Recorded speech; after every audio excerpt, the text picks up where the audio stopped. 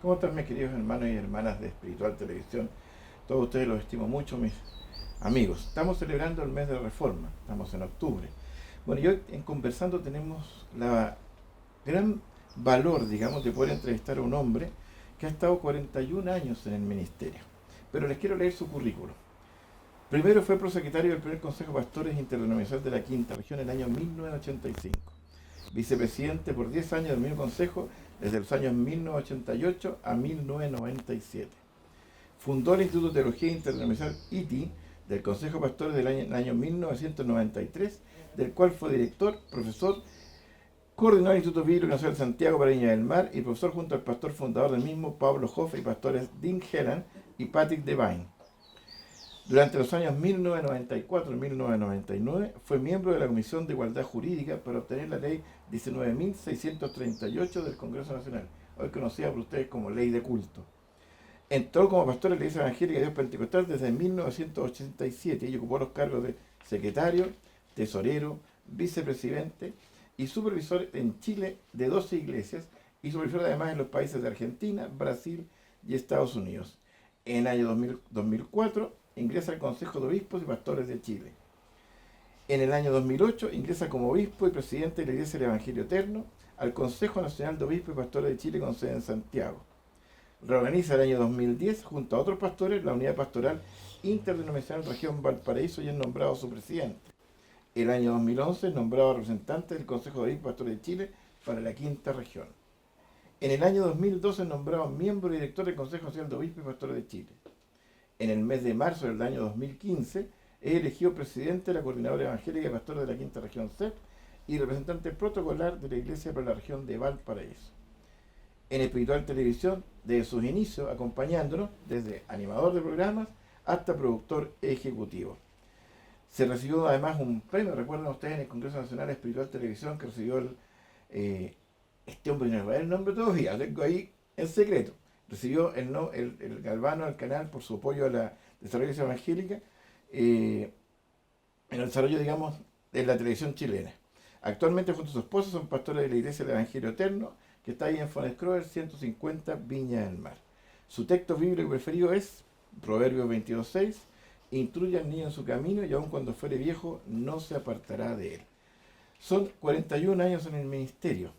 Él nace el 4 de agosto de 1949 en Corral, Valdivia, hijo del pastor misionero Lino Constanzo Machea Rojas y de nuestra querida pastora Norma Ruth Chicuy Ávila, los dos descansando en el Señor hoy día. Una familia de 10 hermanos y fue salvado por Dios en el año 1968 a los 18 años. Bautizado en el nombre de su padre, Lino Constanzo, a quien él honra y recuerda en sus predicaciones como un gran hombre y excepcional ejemplo. Llamado al ministerio pastoral a la edad de 34 años, el 10 de junio de 1984, en la ciudad de Viña del Mar. Es ungido al ministerio pastoral en la iglesia administrada por su padre, que se encuentra aquí en Viña del Mar, en la subida de Quillota. Bueno, estoy hablándoles, ustedes ya deben saber de quién les hablo, ¿cierto? Del obispo Lino Macheo Chicuy. Bienvenido al programa, obispo. ¿Cómo está usted? Tantas cosas que he hecho, Una larga vida, una pastor. larga vida, pero importante porque Dios nos coloca en responsabilidades para extender el reino de Dios aquí en la tierra. ¿Cómo han sido estos 41 años de ministerio? Bueno, todos los pastores pasamos momentos de alegría y momentos difíciles también, pero ¿para qué recordar los momentos difíciles? Porque Dios nos usa siempre de acuerdo a su propósito y voluntad. Y como dice su palabra, Dios cumplirá su propósito en mí. Así que con los cargos que he tenido, me correspondió desde el año 93 trabajar en la famosa Ley de Igualdad Jurídica, aquí en nuestra zona, con todos los pastores que estábamos en el directorio y que prácticamente todos han partido. Pastor Álvaro Yáñez, Pastor Rodrigo Yáñez, Pastor Raúl Alvarado, Pastor Antolín Flores y Pastor José Solís. Todos han partido. Yo soy el único que estoy quedando La y historia conozco la viviente. historia, sobreviviente. Sí. Pastor, le voy a preguntar algo sobre su familia, digamos, que usted nos dice en su biografía, que usted honra a su padre. ¿Qué recuerdos tiene de su padre? Mi padre, él aplicó ese texto que es mi lema también y nos enseñó a todos nosotros Todos los días culto familiar, oración por nosotros, y era ley para nosotros aprender el Padre Nuestro, el Credo Apostólico y todos los libros de la Biblia, recitarlos. Génesis, Éxodo, Levítico, etc. Antiguo y Nuevo Testamento. En la escuela dominical era ley también aprender textos y aprender lecciones. Eso produjo que en nosotros se fuera grabando la palabra de Dios. Y como me ha sucedido a mí, al estar atento, yo normalmente leo un versículo bíblico, dejo la Biblia allí en el altar y sigo predicando porque tengo los textos en mi cabeza y en mi corazón, porque es una promesa de Dios escribirla en nosotros. Pastor, todos conocimos a la pastora Norma. Nos encontramos en la calle con ella, con su fuerza, con su tenacidad. Pero quiero que me recuerde algo de ella como mamá. ¿Cómo fue como mamá? Como misionera en Punta Arenas, ella se preocupó de todos nosotros. Supuestamente mi padre fue enviado, iba a llegar a una iglesia formada, pero no era así. La persona a cargo de la iglesia nos entregó la iglesia y llegamos a vivir nosotros a una leñera.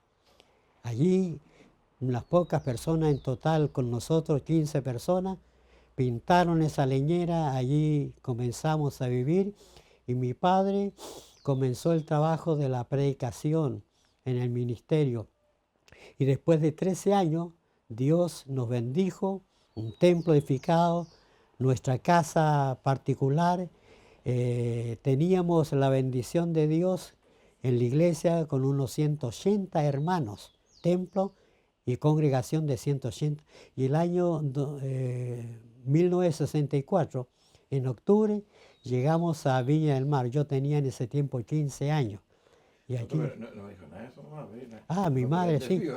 ¿Qué recuerda ella con mamá? Mi madre falleció hace un año. Hace un año falleció a los 95 años. ¿Por qué tanto? Porque a los 13 años, cuando llegó a la iglesia, ella era huérfana con su hermanita y fue criada por una familia mapuche. Entonces la trataba muy mal a ella y a su hermana. Pero un día llegó el evangelio a ese hogar y todas las cosas cambiaron. Y cuando ella llegó a la iglesia, escuchó los mandamientos y le quedó grabado. Dice ella cuando contaba su testimonio: honra a tu padre, a tu madre, para que te vaya bien y seas de larga vida sobre la tierra, que Jehová tu Dios te da. Ella dijo: yo lo voy a hacer, y efectivamente lo hizo, nos educó a nosotros, veló por nosotros y falleció a los 95 años. ¿Recordaba y quería la pastora Norma? Sí, por supuesto. Pastor, mucha historia hay en su vida personal, pero también mucha historia, digamos, ha tenido la iglesia en Chile. Pues nos gustaría recordar en este tiempo a los hermanos cómo ha sido este largo camino de la iglesia en Chile. Por ejemplo, ¿cuándo llega el evangelio protestante, digamos, a América y a Chile especialmente? Bueno, ya lo más notorio es durante el gobierno de José Miguel Carrera, cuando él era el comandante en jefe del ejército y también a cargo del gobierno. Se elaboró la primera constitución política por el primer embajador de Estados Unidos en Chile, don Joel Robert Poisson. Y entonces esa constitución decía que la religión del Estado será católica, pero no apostólica ni romana, sino que católica, que significa universal.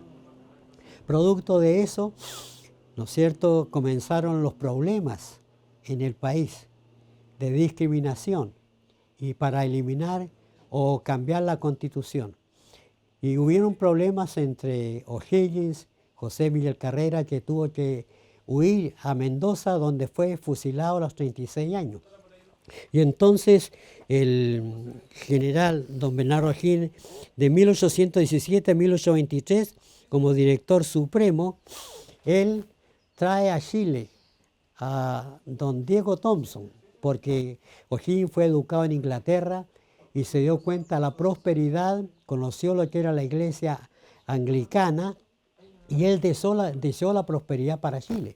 Por ese motivo mandó a buscar a este pastor escocés que trajo un gran cargamento de Biblia y se le encomendó enseñar a leer y abrir colegios, y producto de ello vinieron problemas sobre O'Higgins. Yo creo que ese fue el motivo por el cual O'Higgins tuvo que abdicar e irse desterrado al Perú, porque comenzó él a trabajar por el cementerio general para que puedan ser sepultados los protestantes que eran llamados herejes.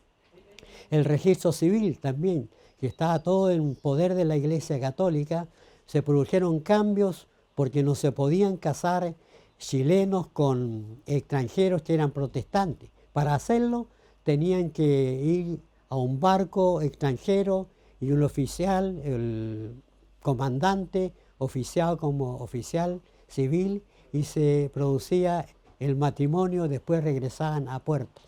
Luego, la sepultación de los herejes eran tirados al mar, sepultados en la arena, en Santiago, allí junto al Cerro Santa Lucía, es decir, una discriminación. Por ese motivo encontramos en Santiago, aquí en Valparaíso también, el cementerio de los disidentes, porque cuando las personas ya tenían un nivel socioeconómico más alto, ya tenían más poder y se permitió en los cementerios lugares especiales llamados cementerio de los disidentes. ¿Cuáles fueron las primeras denominaciones que llegaron a Chile? La iglesia anglicana y luterana en el sur, trabajando en medio de los mapuches. Bastante tiempo estuvieron allí trabajando y luego se van agregando otras iglesias, presbiterianas, iglesias bautistas más tarde, y después empieza la iglesia metodista episcopal. Llega también a Chile grandes empresarios que tienen que ver con la prosperidad del país, y entonces se produce la apertura de colegios porque llegó el famoso pastor David Trumbull. Abrió colegios para señoritas, él creó el colegio Macay, donde llegaron a estudiar también extranjeros de Perú y Bolivia, así que comenzó un crecimiento de la iglesia y también la oposición. Pero la primera constitución, que fue escrita durante el gobierno de José Miguel Carrera, en el año, tengo anotado aquí, en el año 1833, promulgada por el presidente don José Joaquín Preto, decía el artículo 5: la religión de Chile es la católica, apostólica, romana, con exclusión del ejercicio público de cualquier otra. Entonces la Iglesia Católica tenía derechos, no existían concordatos entre el gobierno de Chile y el Vaticano, sino que eran bienes que eran usados de ellos, pero no de derecho. Por ese motivo encontramos en todas las ciudades, frente a la plaza, hay una iglesia católica, porque eran los logros que ellos obtenían por tener influencia. La otra influencia grande fue la permisión para ellos de religión católica en los colegios. Yo recuerdo en Punta Arenas, el año 56, 57, que ya estaba estudiando, cuando había clase de religión, llegaba el sacerdote y decía: los que no son católicos fuera. Yo era el único, salía al patio, estaba allí. Lo mismo me sucedía en Viña del Mar. Entonces había una discriminación. ¿Para qué decir en las calles? Yo recuerdo como niño huíamos, estábamos predicando mis padres cerca de la iglesia, unas 2 cuadras, y venían jinetes a caballo a tirarse contra los hermanos que estaban predicando, y nosotros escapábamos, niños de 8, 9, 10 años, corriendo a refugiarnos en el templo. Discriminación, apedreados los templos, de muchas maneras. Esa discriminación se producía solamente a nivel del pueblo, porque digamos, Valparaíso debería ser la capital evangélica de Chile. Aquí llegaron los empresarios navieros, los empresarios mineros, tenemos ahí en la aduana el monumento, digamos, a este gran ingeniero, tenemos el primer ferrocarril, las universidades, los colegios, bueno, en general, digamos, todo un aporte de los extranjeros protestantes. Sí, que estaban en bueno, Chile. ellos eran algunos millonarios que se radicaron en Chile, y producto de que eran personas con dinero e importantes, se fueron obteniendo logros. Allí van a aparecer después uno de los hijos de ¿cómo se llama?, de David Trumbull, diputado en el Congreso, otro más tarde embajador en Inglaterra, así que se van obteniendo logros. Por ese motivo llega la iglesia también metodista episcopal a Chile, y después desde el norte, desde Iquique, trasladan al famoso pastor Willie Hoover, que llegando a Valparaíso, ya en el año 1900 y tanto, él comienza a enseñar la palabra de Dios, y un día estudiando El libro Los Hechos, capítulo 2, los hermanos le dijeron, pastor, ¿por qué nosotros no podemos ser como la iglesia primitiva, lo que ellos recibieron del Espíritu Santo? Él le dijo, es posible recibirlo, solamente impide lo que hay en nosotros mismos. Comenzó una búsqueda de la presencia de Dios, oración a las 5 de la tarde, oración completa en vigilia, y entonces hubo desde el año 1906 un derramamiento del Espíritu Santo sobre la iglesia metodista episcopal, que estaba ubicada en lo que es hoy día la calle Simón Bolívar. Y a raíz de ello le pidieron a Willy Hoover retractarse de todo lo que está sucediendo, y él renunció a la iglesia metodista episcopal. Y compraron en la calle Retamo una bodega de vinos, la refaccionaron, la prepararon, y allí siguió la iglesia. Entonces se formó la iglesia metodista pentecostal. Estamos conversando con el obispo Lino Machea aquí desde Viña del Mar para todo el mundo a través de la plataforma de Espiritual Televisión. Obispo, en el año 1925 se producen los quiebres sociales en Chile y se separa, digamos, la iglesia del Estado.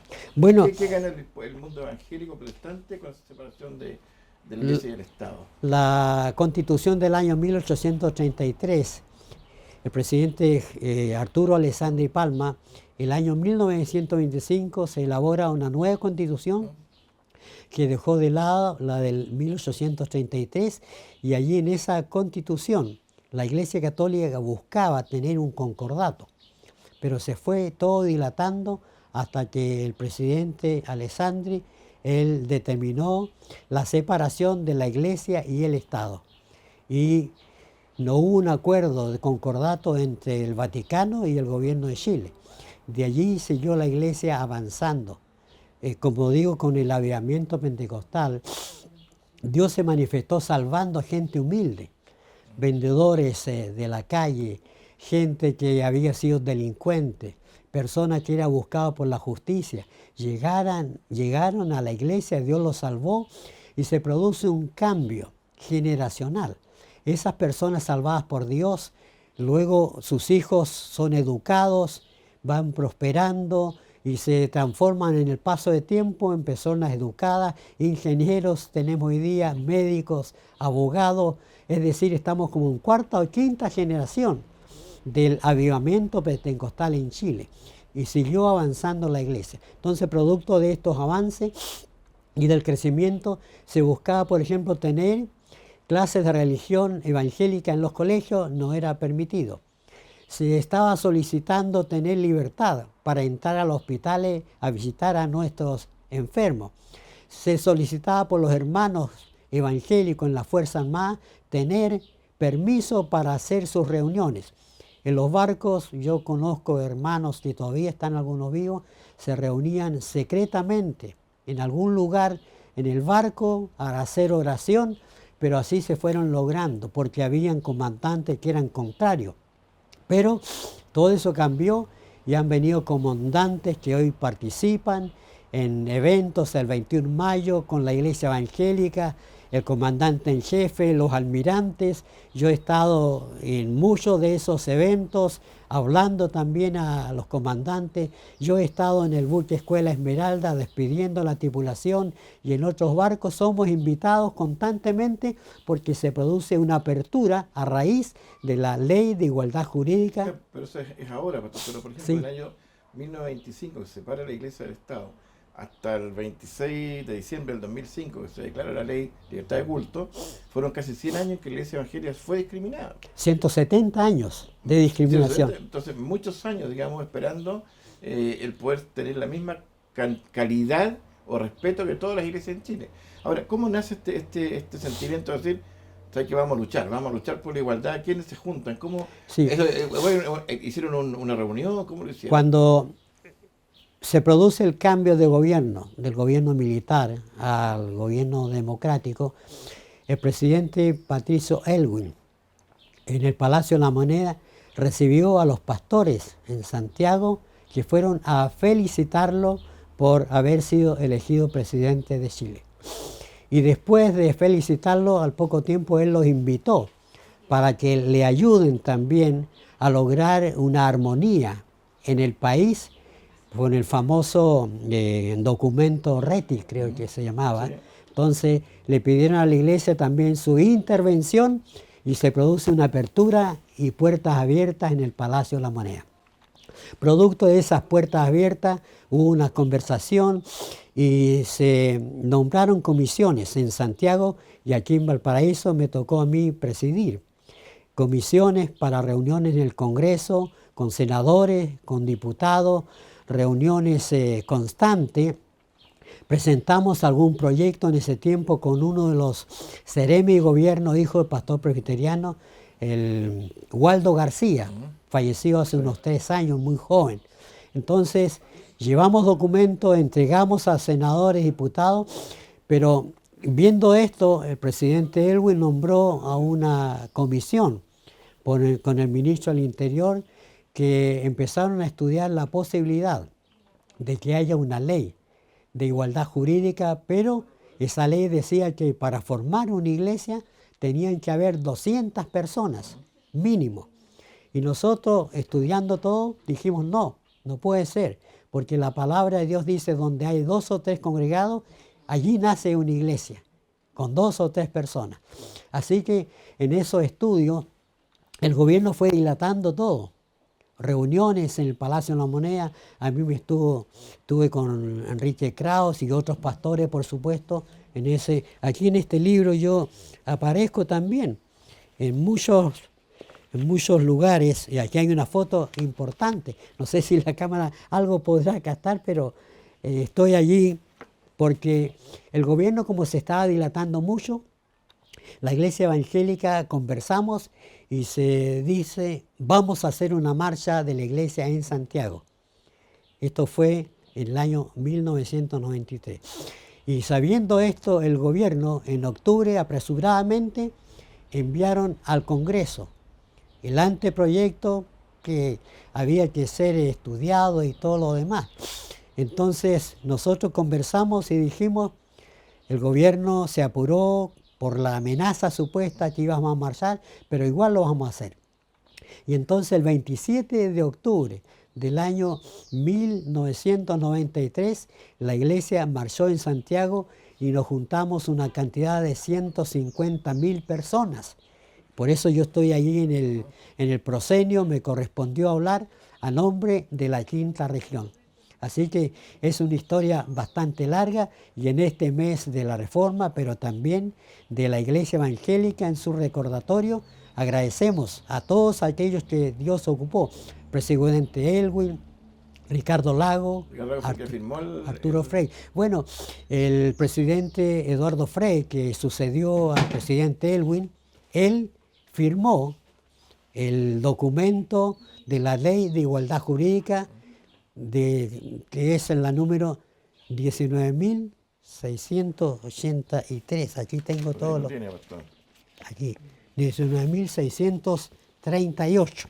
La Ley de Igualdad Jurídica que fue promulgada el 1 del 10 del año 1999. Ley 19.638.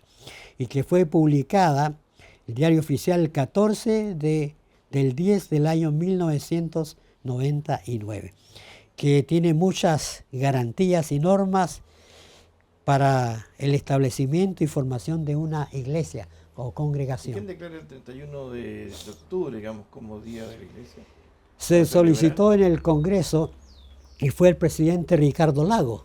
El presidente Ricardo Lago que firmó la ley de reconocimiento Día Nacional de la Iglesia Evangélica. Y después, yo recuerdo que no tenía tanta importancia la ley porque no era día feriado.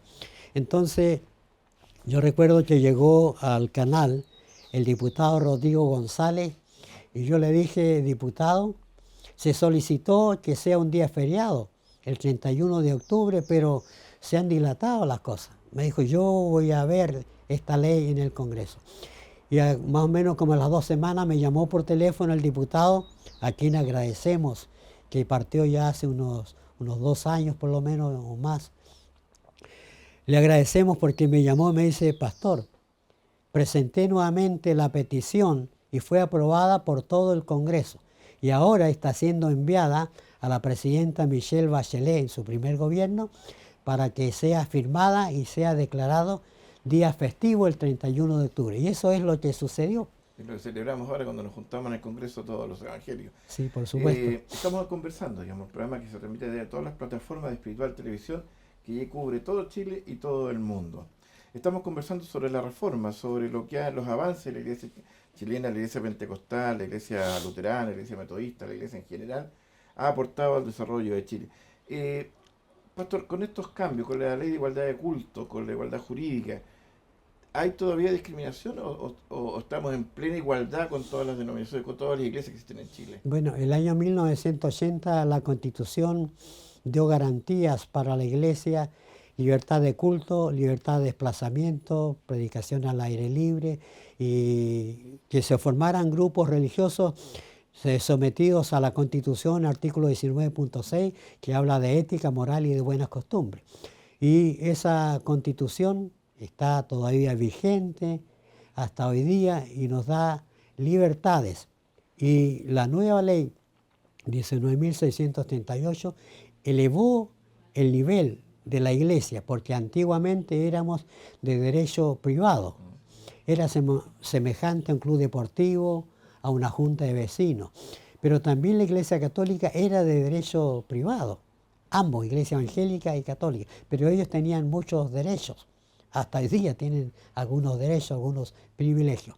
Pero esta ley elevó la dignidad, el nivel de la iglesia evangélica, y ahora somos de derecho público. Y este trabajo que hizo la iglesia evangélica en reuniones constantes también alcanzó la iglesia católica el mismo nivel, y todas las religiones que hay en Chile y que están sometidas al Ministerio de Justicia en base a la ley 19.638. ¿Cómo han aprovechado las denominaciones o las nuevas iglesias esta libertad de culto? ¿Cómo lo ve usted? ¿Se ha aprovechado bien el haber logrado, haber luchado tanto por tener igualdad jurídica? Pero hay un temor ahora porque apareció en pantalla, redes sociales, y ya fue presentado al Ministerio de Justicia la petición de la iglesia satánica. Le iba a hacer esa pregunta, digamos. Claro, la iglesia satánica presentó y el Ministerio de Justicia le está pidiendo muchos más antecedentes a ellos. Entonces están en ese trámite.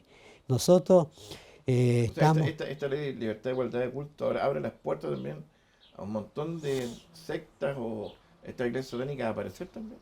Sí, por supuesto que sí, pero se está intentando que haya una reforma. La presidenta Bachelet ingresó una petición de reforma de la ley 19.638, que está en el Congreso durmiendo allí el sueño de los santos, decimos.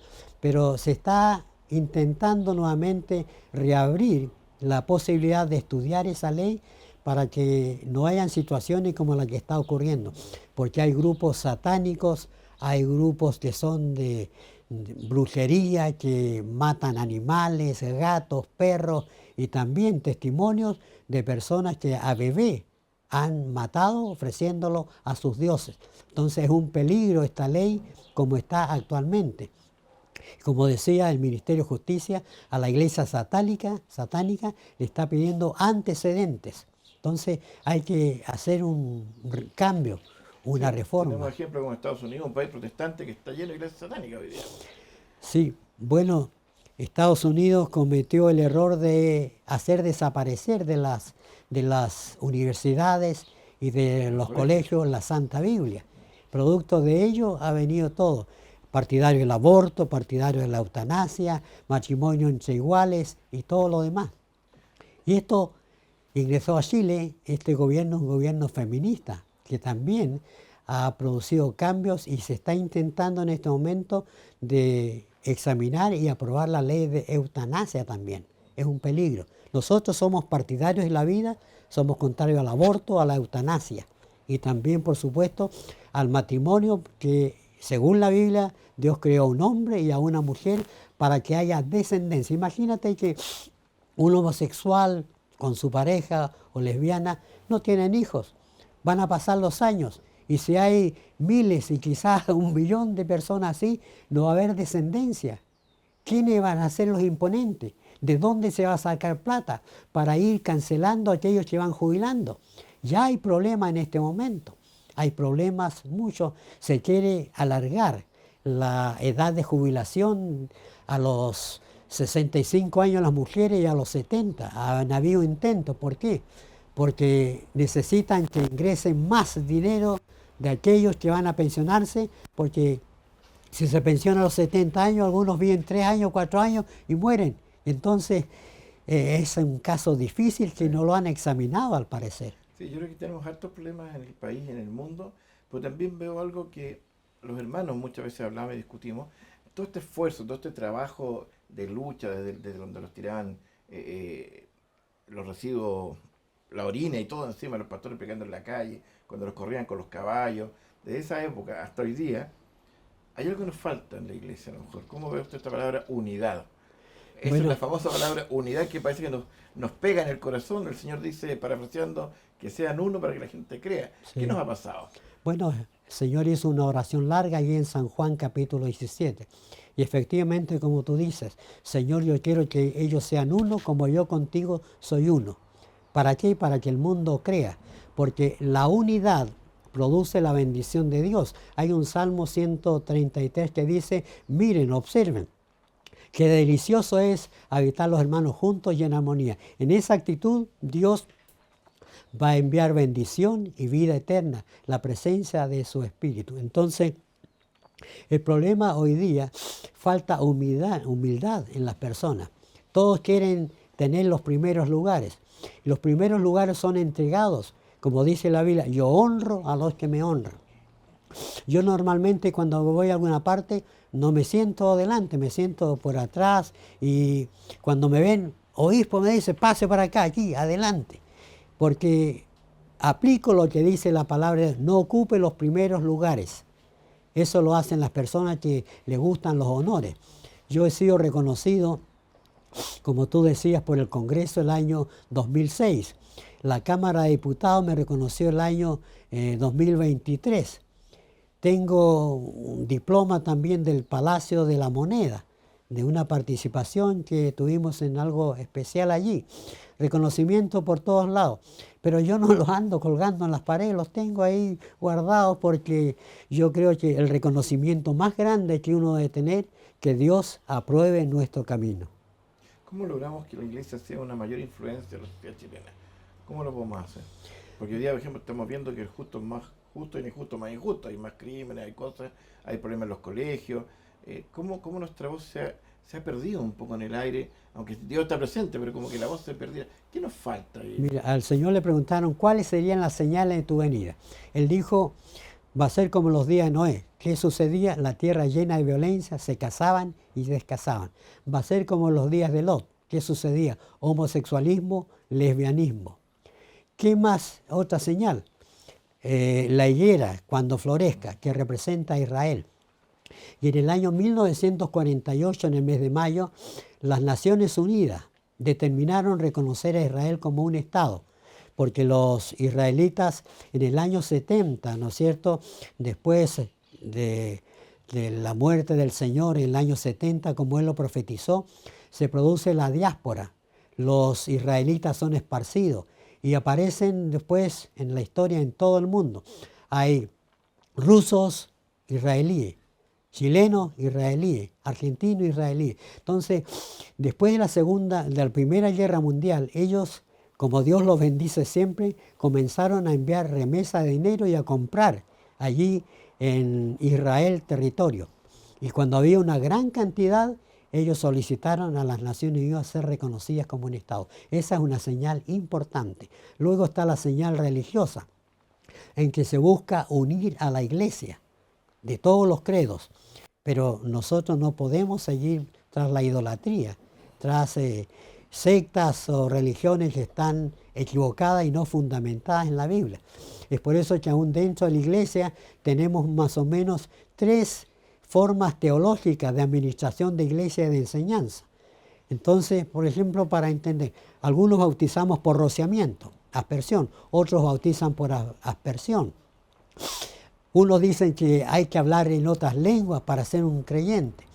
Otros dicen que eso es del pasado. Otro dice que hoy día no hay sanidad para enfermos. Eso era para la iglesia primitiva. Hay muchas divisiones doctrinales y estas son las que producen división. No, no me junto con él porque bautiza por rociamiento. No, el otro por inmersión. Entonces lo único en la historia que ha unido a la iglesia es una persecución. Ojalá que nunca suceda aquí en Chile. Y la reforma, pastor, ¿por qué se produce la reforma? Bueno, la reforma se produce por la influencia de Martín Lutero, un monje alemán, que comenzó a estudiar la Biblia y se encontró con un texto clave. Allí en Habacuc capítulo 2 dice, «Mas el justo vivirá por la fe». Y él entendió que lo que se estaba haciendo, vender indulgencias plenarias. Había un hombre, Chester, que recorría ciudades con un gran cofre y él decía, cuando tú eches tu dinero aquí y suene dentro, en ese momento las almas del purgatorio de tu familia van a salir. Y la gente depositaba allí. Se vendían documentos, indulgencias plenarias. Y entonces él, estudiando la Biblia, se dio cuenta que no era así. Por ese motivo, el 31 de octubre de 1517, él clavó sus 95 tesis allí en la ¿cómo se llama? En la iglesia de Wittenberg. Allí está todo lo que él leyó y dice, esto es contrario, contrario, contrario a la palabra de Dios. Eso es la reforma de la iglesia que comenzó en Europa, en muchos lugares. Consecuencia de ello, persecución, lo más malo que sucedió en España, la Inquisición española, donde allí eran quemados los hermanos puestos en banquillos con los pies colgando, prendían un brasero, le untaban con grasa a los pies y allí encendían el brasero y morían allí gritando, los ojos desorbitados. Eso es uno de los suplicios de entonces. Costó mucho el sufrimiento de la iglesia, pero llegó hasta nuestro país. De Inglaterra pasa la iglesia metodista episcopal, ¿no es cierto?, a Estados Unidos. Luego de Estados Unidos envían misioneros aquí a Chile y allí aparece la historia de Willie Hoover, que fue el hombre usado por Dios y que formó la iglesia metodista pentecostal. De allí se forma la iglesia evangélica pentecostal, que es reconocida con personalidad jurídica después del año 1930, y el año 1936 murió Willie Hoover, el padre de la iglesia pentecostal, llamado de alguna manera, y en ese momento, por testimonio de un pastor que partió hace algunos años, que su padre se casó con una hija del pastor Willie Hoover, él contaba que vivió en la casa del gran padre, decía grandfather, vivió en la casa, lo conoció, cuando él se sentaba al piano a tocar, a aprender y enseñar los himnos. El día que murió, su funeral, era un día de lluvia torrencial, pero Valparaíso se despobló hacia el cementerio donde se encuentran sus restos. Entonces él formó la Iglesia Evangélica Pentecostal, que es la más grande en Chile en este momento. La celebración del Día Nacional de la Iglesia Evangélica ocurre solo en Chile. Se celebra en todo el mundo la Reforma, pero en Chile es un hito internacional, digamos, este logro. Sí, no tengo entendido si hay otro país con los mismos derechos que nosotros tenemos. Incluso la ley 19.638 es un patrimonio de Chile, que han sido copiados también ya por algunos países, pero el día feriado es un día exclusivo de Chile. Tengo entendido en este momento que no hay otro país. Obispo, el 31 de octubre nos va a marcar un antes y un después. ¿Cómo ve este después? ¿Cómo se lo imagina este después de la iglesia? Había un cambio y se está hablando en muchos lugares de la generación Z. La generación Z, según dicen, son los jóvenes que están naciendo, que tienen otro sistema de recibir información, celular, computador, y entonces van cambiando su estilo de vida incluso, su estilo de vida. Y ya no están más tan rescatados como antiguamente era la iglesia. Hoy día se ve, incluso a mí no me gusta. Cuando yo veo predicadores a través de distintos canales de televisión del extranjero, Enlace, Canal Luz de Argentina y otros canales norteamericanos, aparecen predicadores, hombres de más de 50 años, con una polera, con zapatillas, con blue jeans, y yo miro la palabra de Dios que dice Éxodo 22, ahí al comenzar dice que Dios le dijo a Moisés: prepara vestiduras especiales para los sacerdotes, para que ellos lo vistan y sean de honra y de hermosura. A mí me gusta presentarme así en el altar. Cuando llega una persona y dicen, ¿quién es el pastor? El pastor que está allí de corbata, ahí. Pero hoy día vemos predicadores desordenados, mujeres desordenadas allí, que lamentablemente están rebajando el nivel, y la generación Z es la que aplaude. Concuerdo con su opinión, pastor. Yo creo que nadie se casa de blue jeans, nadie va a una reunión importante de blue jeans, nadie busca pega de blue jeans. Pero al Señor le hemos metido el mundo dentro del templo, y más en la parte del altar, digamos. Pero también encuentro que es culpa, nosotros somos más viejos, hemos permitido que los jóvenes vayan a la iglesia y nos impongan un sistema, a lo Mira, mejor, una cuando forma. nosotros vamos al Congreso, tenemos el evento ahora el 29 en el Congreso, nuevamente reconocimiento a la iglesia. Cuando vamos al Congreso llevamos nuestra mejor pinta, como Claro. decimos. Si un presidente en La Moneda o en Estados Unidos invita a alguno de estos predicadores, ellos no van a ir de blue jeans, no van a ir de zapatillas, van a ir bien presentados. Y el Señor dijo a los fariseos: más que Salomón en este lugar. Es decir, tengan respeto. Ustedes se visten bien, les dijo, pero por dentro son sepulcros blanqueados. Entonces la Escritura habla de vestirse honestamente a las mujeres como mujeres que profesan piedad y todo lo demás, no con joyas ostentosas y todo, pero vemos unos tremendos aros y collares y todo lo demás, y eso creo que echa por tierra la palabra de Dios. Y a mí el Señor un día me dijo claramente que el que es de Dios conocerá de la doctrina, y también no menospreciar los mandamientos más pequeños. Hay muchos mandamientos que yo escucho obispos y pastores darle una mala interpretación. Te pongo un ejemplo solamente, mira. Jesucristo fue crucificado allí, en un lugar llamado el Monte de la Calavera. ¿Por qué? Los nombres bíblicos son importantes. ¿Por qué el Monte de la Calavera? Cuando Él dijo, Padre, perdónale, no saben lo que hacen. Él no está diciendo que perdona el castigo que me dieron. Lo que Él está diciendo, Padre, aquí se encuentran fariseos, saduceos, esenios, sacerdotes, levitas, autoridades, y ninguno sabe lo que está sucediendo. Aquí se está cumpliendo la profecía. Isaías 53, como cordero fue llevado al matadero. Se está cumpliendo el Salmo 22. Contar puedo todos mis huesos, entre tanto ellos me miran y me observan. Otro texto dice, Salmo 69, extraño he sido a mis hermanos y extranjeros los hijos de mi madre. Se está cumpliendo la profecía. Y el Señor dice, Padre, perdónale, ellos no se dan cuenta. Son como una calavera sin cerebro, están vacíos.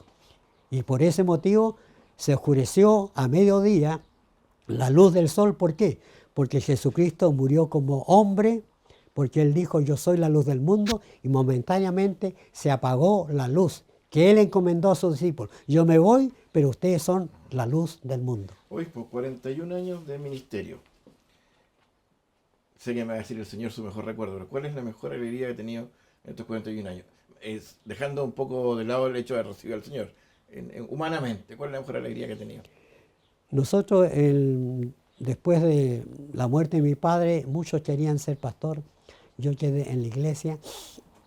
Quedamos pocos y comenzamos a buscar al Señor de día y de noche. El templo estaba abierto todos los días.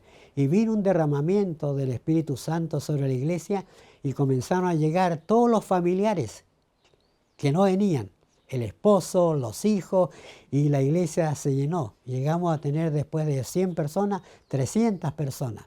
Es decir, ese avivamiento produjo salvación y tuvimos una alegría en nuestros corazones. El gozo del Espíritu no es alegría, no es felicidad. Es una presencia del Espíritu Santo tocando la fibra de nuestro espíritu, nuestra alma. Y es el momento más alegre para una persona, recibir el Espíritu Santo de Dios. Hemos recorrido la vida y obras, digamos, del obispo Lino Ormachea, y además estamos conversando sobre la reforma. Se nos ha pasado el tiempo, usted sabe que nuestro programa es cortito, pero está lleno de emoción, está lleno de aprendizaje, está lleno de historia. Hoy con el obispo Lino Machea, 41 años en el ministerio. Y lo quiero dejar, obispo, con elija la cámara que quiera del canal. Todavía me acuerdo cuando partíamos con una sola cámara, ¿se acuerdan? Sí, Ahora sí. puede elegir cámara. Para que le dé un mensaje a los pastores, a los obispos, a los hermanos de la iglesia, para celebrar este 31 de octubre. Bueno, la bendición está sobre Espiritual Televisión, 3 cámaras, y yo quiero dirigirme a todos ustedes en la fecha de celebración de la Iglesia Evangélica. Producto del trabajo de la iglesia, de los pastores, como yo mencionaba, todo el directorio que estuvo conmigo, todo fallecido, quiero honrar a cada uno de ellos, honrar a mi padre, a mi madre, líderes de la iglesia que nunca fueron reconocidos, pero que su enseñanza se plasmó en nosotros. Ellos eran una Biblia andando. Un saludo a toda la familia del pastor presidente que fue Álvaro Yáñez, Rodrigo Yáñez, Raúl Alvarado, Antolín Flores y José Solís. Bendición para todas las familias. Bueno, hermanos, ha pasado el tiempo corriendo. Yo les quiero dar un gran abrazo por estar con nosotros en este tiempo. Usted puede repetir el programa, lo puede ver en nuestras redes sociales y lo puede compartir con las demás personas. Recuerde, Espiritual Televisión es un canal para la gloria de Dios y su único objetivo es salvar almas, llevar almas al Señor y que lo conozcan. Ese es nuestro primer objetivo en la vida, es nuestro propósito. Así que le agradecemos estar en sintonía, le agradecemos a los que están en las plataformas y un abrazo tremendo para ustedes. Gracias, pastor, gracias, obispo. Ha sido una visita tremenda, digamos, en el programa.